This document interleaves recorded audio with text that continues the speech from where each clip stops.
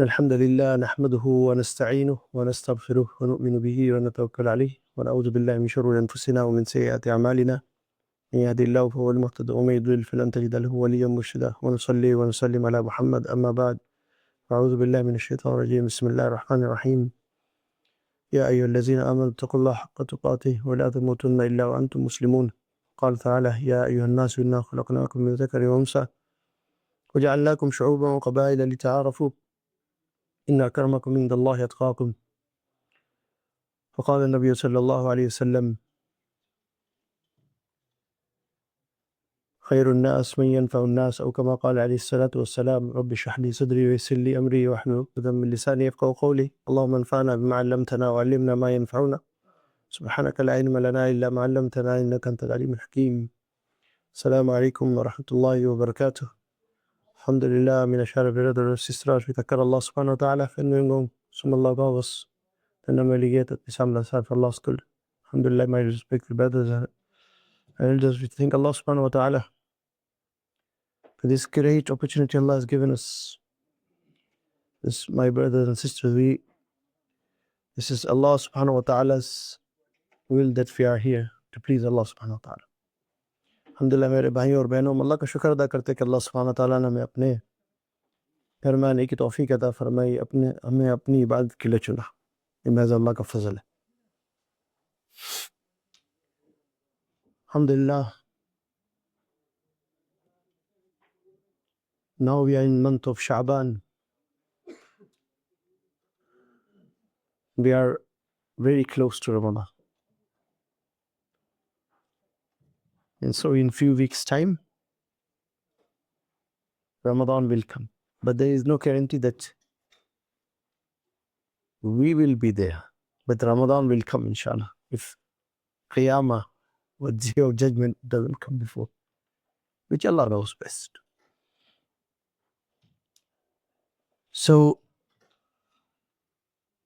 the question is, how much am I prepared to welcome Ramadan? We have been speaking about it as a reminder that we have different aspects of preparation to welcome Ramadan. And today I would like to bring our attention to one of the pillars of Islam that is not only a charity but a compulsory charity, Zakat. The khutbah today was about in the first Jummah, now it will be the second Jummah in about 15 minutes time. So the short reminder in between today is about the khutbah which we had today was about Zakat, which you will listen inshallah in this khutbah. So khutbah about Zakat. So Zakat is the third pillar of Islam. It's a compulsory charity, it's not optional. If you want, if you have time, no, it's compulsory. So that means that you have to take out your time. And one of the first reason for Zakat, it is that one of the 5 pillars of Islam, yes, but it's also economical justice which is created by Allah subhanahu wa ta'ala, which is there. So you cannot make justice without giving Zakat. If Allah has given you, justice is you give out. And Zakat is not an obligation on everyone because everyone doesn't have that much. But those who have, you have to learn. If you are sahib and nisab, which is if you have such an amount where you reach to such an amount that you are obligated to pay Zakat, then you have to. And you have to learn about it. And I normally say to learn about it is also an obligation because now it's compulsory on you. And it is an obligation on every believer that to learn about the knowledge which is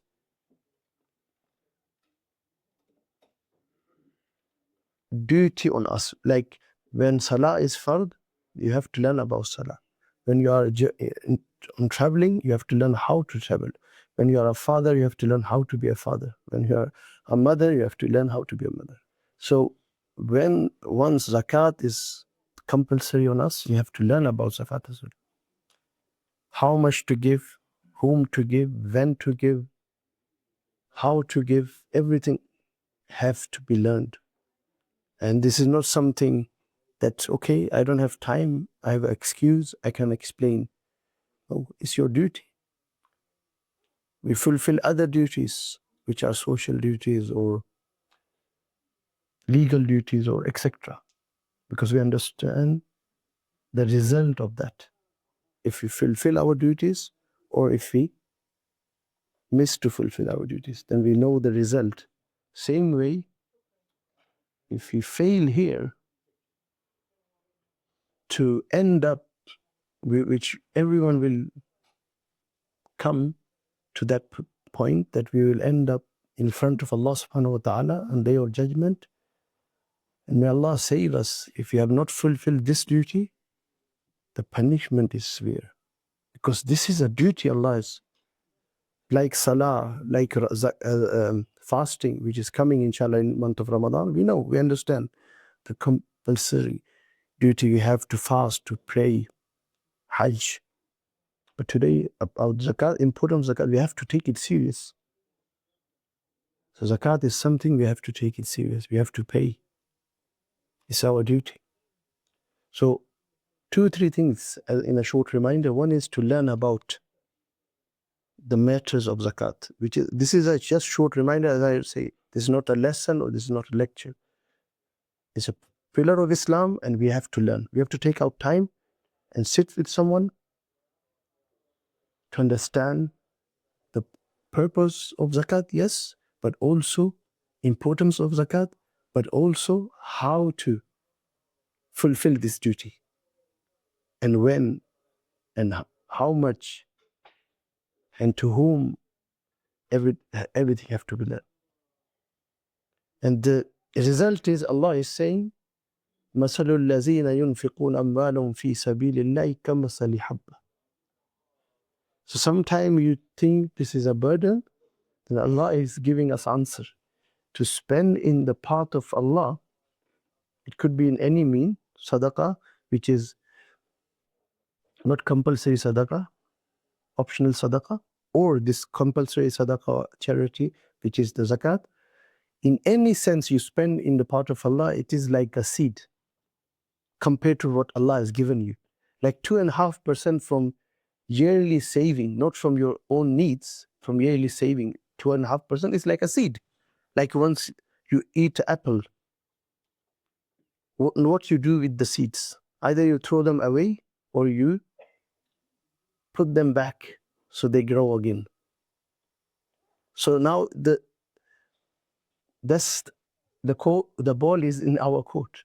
What we do with the seeds which are left, from which Allah has given us, that we invest them back so we get the benefit in akhirah. Otherwise, this 2.5% will anyway go, sometime more as well. Those who don't fulfill the commandment of Allah in paying zakat, they get other kind of problems. They end up paying maybe 25% of what they have. So pay this 2.5% because it's a need, and it's a duty, and it's a need of people who are in need. And once you do that, to save it, Allah is also giving us a tool. Law تبطلوا صدقاتكم بالمن والأذى. Don't waste your zakat or charity, whatever you're giving, by boasting on, or try to insult someone by giving them, or trying to show off. So you have to also be very careful once we're giving, that we don't end up showing off, or we don't end up giving someone and saying to them, be thankful to me because I am giving to you. Sahaba used to be thankful to the one who is receiving. That's the mentality of Sahaba. Their point of view, the one who is taking from us is, that person is the reason for our burden to be easy on akhirah. That person is the reason that we can enter Jannah easily. That person is the reason that we can fulfill our duty. Today our mentality is different. We pay and we think we are doing something.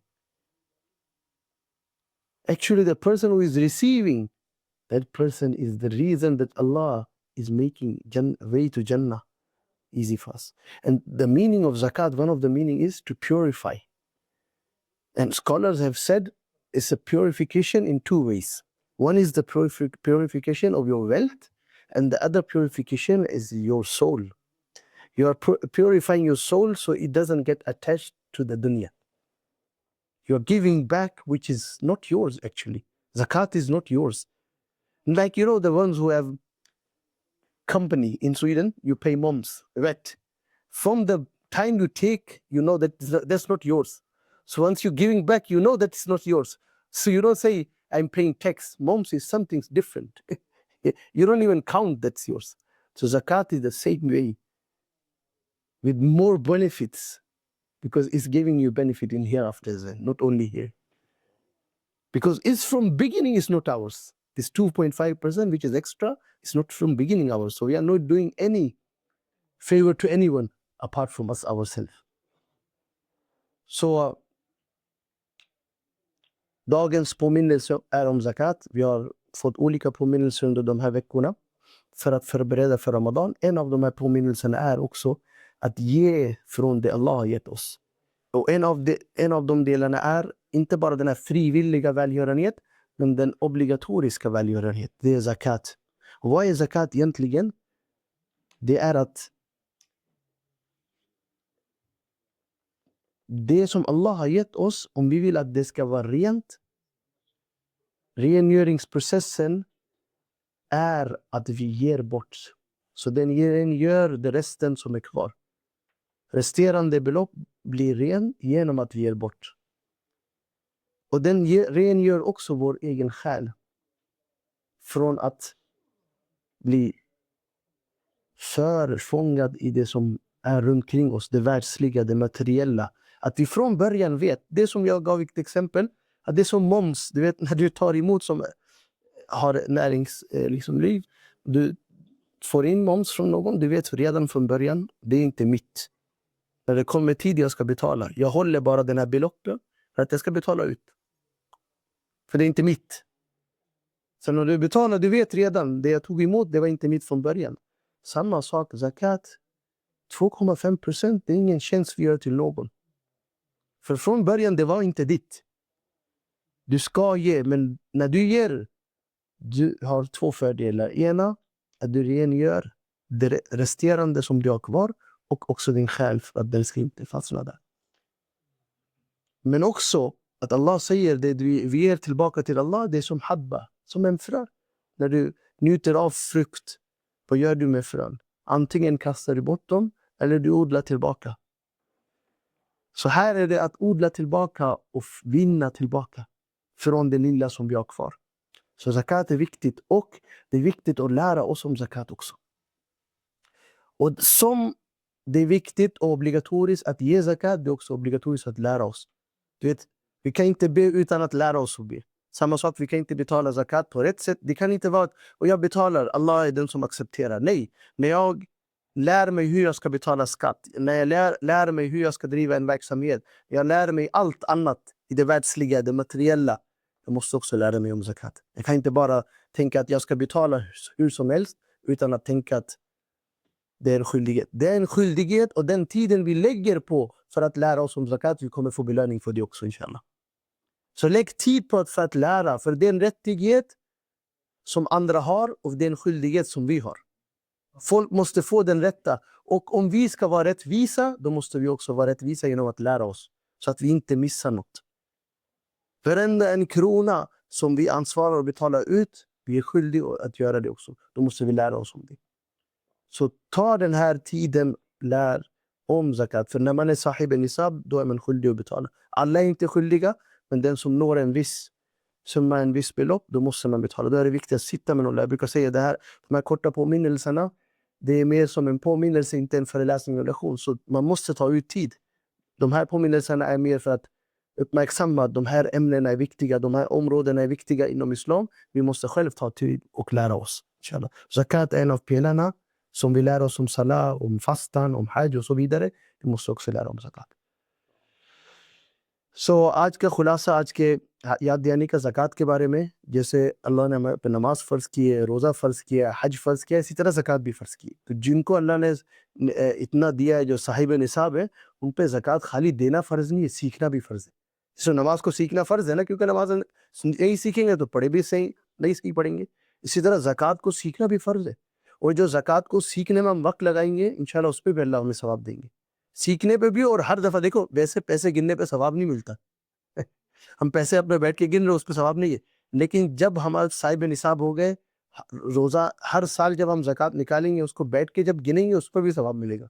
کیونکہ کس نیت سے گن رہے ہیں کہ جتنی ذمہ داری اللہ کی طرف سے بنتی ہے اتنی میں نے نکالنی ہے، تو اس گننے پہ بھی اللہ ثواب دیں گے. کیونکہ آپ کسی کی مدد کے لیے، وہ بہتر شخص ہے جو سب سے بہتر جو لوگوں کی مدد کرے. اور یہ تو ذمہ داری ہے آپ کی، کوئی احسان بھی نہیں کر رہے. صحابہ ان کا احسان مانتے تھے جو زکوٰۃ لیتے تھے ان سے. آج زمانہ الٹا ہو گیا، ہم چاہتے ہیں ہم لوگ ہمارا احسان مانے جب ہم صدقہ خیرات کر رہے ہو. تو اس بات کو سمجھے، زکوٰۃ ذمہ داری ہے، اس کو سیکھنا بھی ہماری ذمہ داری ہے. اور یہ بھی سیکھنا کہ کس کو دینا ہے، کب دینا ہے، کیسے دینا ہے، کس طرح دینا ہے، یہ سب سیکھنا ہماری ذمہ داری ہے. اور یہ جو مختصر سی یاد دہانی ہوتی ہے جمعے والے دن، نہ یہ سبق ہے نہ یہ کوئی درس ہے، یہ یاد دہانی تاکہ ہمیں پتہ چل جائے دین کے مختلف شعبے جن کو سیکھنا ہماری ذمہ داری ہے. تو اس کو سیکھیں اور انشاءاللہ تاکہ ہماری زکوٰۃ صحیح طرح ادا ہو.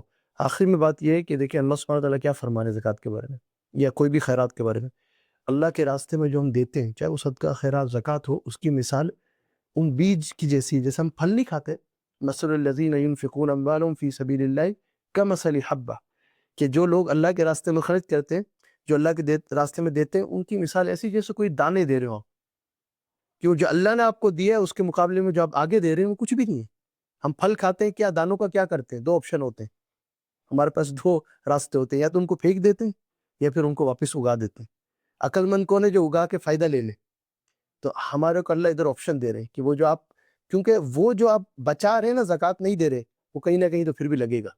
اب بچا کے کہیں نہیں جاؤ گے، اصول ہے دنیا کا. آپ بچاؤ گے تو کہیں اور ضائع ہوگا، بلکہ شاید 2.5% نہ ہو، پھر 25% جائے آپ کو. تو وہ بچانے کے چکر میں اور الٹا نقصان ہو جاتا ہے، کیونکہ لوگوں کی دعائیں نہیں، لوگوں کی بدعائیں لگ رہی ہوتی ہیں پھر. تو بہتر کیا ہے کہ جو آپ کی ذمہ داری بنتی ہے اس کو تو دیں، بلکہ اور زیادہ بھی دیں. تو اللہ سبحانہ تعالیٰ میں توفیق عطا فرمائے کہ ہم زکوٰۃ کو سیکھیں، زکوٰۃ کے معاملات کو، اور اس کو ہر سال اسلامی تاریخ کے اعتبار سے نکالے بھی انشاءاللہ. تو اللہ سبحانہ تعالیٰ عمل کی توفیق عطا فرمائے. سبحان اللہ وبحمدہ، سبحانک اللہم وبحمدک، اشہد ان لا الہ الا انت، استغفرک واتوب الیک. May Allah subhanahu wa ta'ala give us ability to understand properly, to implement properly, and to convey to others inshallah properly.